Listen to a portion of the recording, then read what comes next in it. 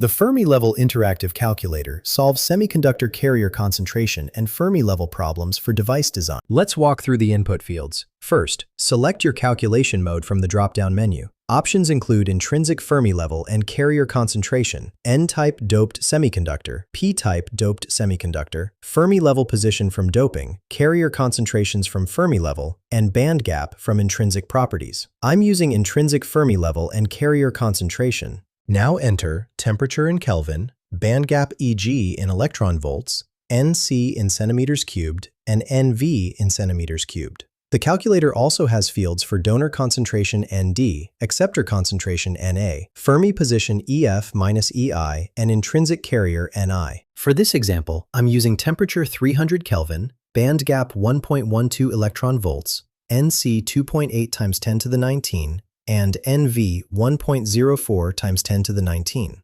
After clicking Calculate, the results show the intrinsic Fermi level, EFI, is negative 1.920 times 10 to the negative 2 electron volts from mid-gap.